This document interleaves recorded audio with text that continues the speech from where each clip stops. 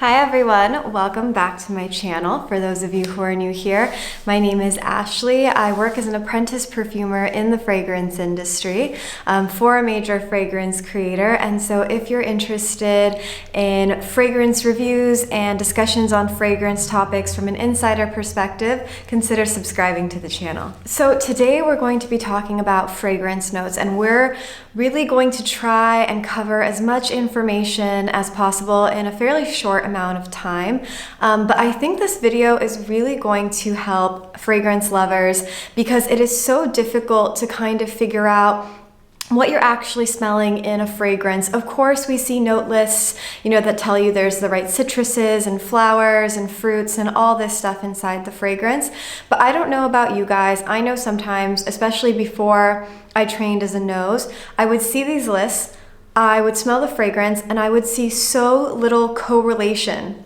And so I'm going to try and to explain to you guys why that might be for you, what you can do to maybe understand your fragrance better, and just kind of how to train your nose overall. So it's a comprehensive video, and we're going to try and make it less than 10 minutes, but I think it's going to be really interesting for you guys. So fragrance notes, we have our naturals and we have our synthetics. So with our natural materials, of course, we have all the plants that we can turn into fragrance raw materials using distillation or solvent extraction, which is just how we get the smelly good stuff from the plant. We use the flowers, the leaves, the barks, different parts of the plant, just depending what the smell we're trying to extract from or what there even is present on the plant to extract. So yes, these things come from nature. The issue with nature is that natural essential oils have a bunch of different volatile organic compounds, meaning the smell of a rose is actually comprised of hundreds of different smells to give you that specific odor. Now, there are key materials giving you that odor, but honestly, like the totality of it is many things, and sometimes some of the minor contributors to the smell can be major allergens. And so that can be a concern for the perfumer because this is a regulated industry, and we want to make sure that your fragrances are safe, of course. So that's when we turn to synthetics. In addition to turning to synthetics for safety purposes on occasion, you also just get to widen your palette as a perfumer if you use synthetics. For example, in Turkish rose oil, it's well known that there is this really artichoke facet in Turkish rose oil. Now, it's a beautiful oil, but it smells like artichoke, and sometimes, depending on the quality, it smells very strongly of artichokes. And so one thing I could do as a perfumer in my synthetics is cover the artichoke smell first and foremost to make it something that's more appeasing and pleasing. Or another thing I can do is take a headspace of it. They give you a readout of everything that's comprised in a rose, and I'm able to choose the materials that I like and recreate my perfect rose.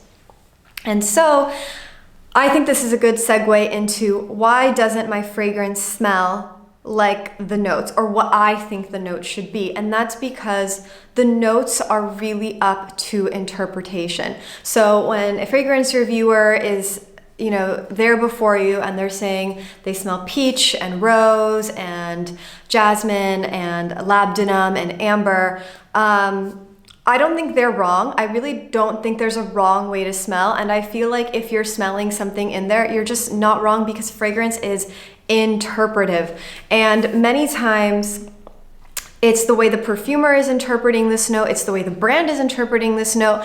And of course, they want to bring forward a note that has a lot of resonance, that is how other people interpret the smell, but they also want to give you the best possible smelling version of that note. And so that's not always going to be the artichoke rose. And let's say if that's an indicator for you in rose, if you're very familiar with Turkish rose oil, and let's say that's the rose that you grew up with, the Turkish rose. When you smell a rose that doesn't have that artichoke facet, it's not going to smell like a rose to you. It's not the rose you grew up with. So your scent memories also play a huge role in what you consider a note. And sometimes it's these small indicators that make something peach or mango to you, and other people don't have that association. Maybe the person creating your fragrance doesn't have that association. So definitely when you're seeing a note list, think about the note in the most abstract way possible. If it says peach, you might get this super lactonic, sweet, almost gourmand peach, or you might get something really juicy, fruity, bright. You might get something that's super aldehydic. You might get a peach that's almost floral with kind of a linalool facet, which is like a floral molecule that exists in a variety of florals. It's most also very commonly found in lavender. I can do a whole synthetics video in itself, but basically this is a peach and you can already find it in 3 different ways, and I'm sure if you told another perfumer to make a peach, they could find their own way to do it. So definitely think about, okay, you know all the facets of peach. You know peach has this juicy facet. You know it has this milky facet. You know it also has a very slightly floral facet and aldehydic facet. And just know that when you see the peach note, it can be any variety of that.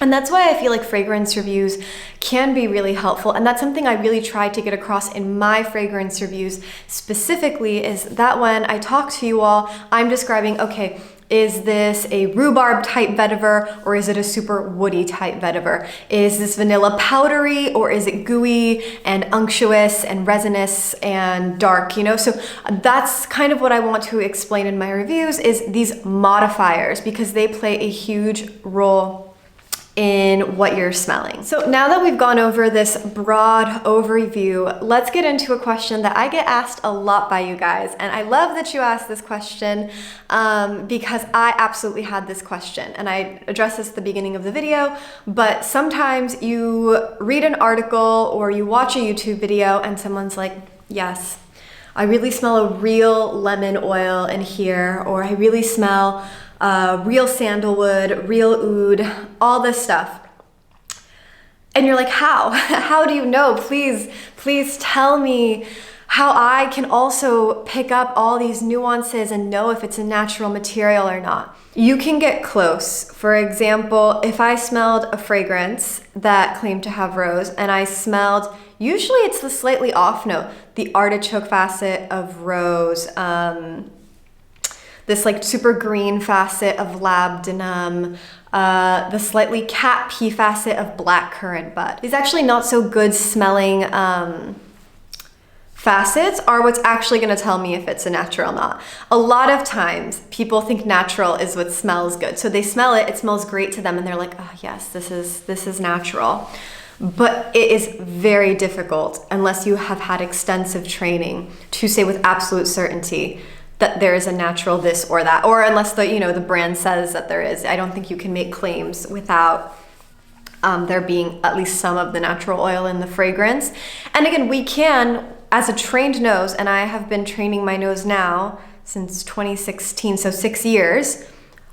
Yes, now I can start to pick out different things, and I can say with pretty good certainty if there's a natural. And I will still be wrong sometimes, because it's impossible to tell unless, again, you can have a good indication. I can say with a high level of certainty, but there will always be a situation where you might be wrong. And so I think instead of focusing on what smells natural, it's like, does it smell good? Because a lot of times, again, people think they say something smells natural when it smells good, and nature doesn't always smell good. And that's just the truth of it. Yeah. So I hope this video helped you guys. I hope it cleared some stuff up for you. I hope you got a lot of information out of it.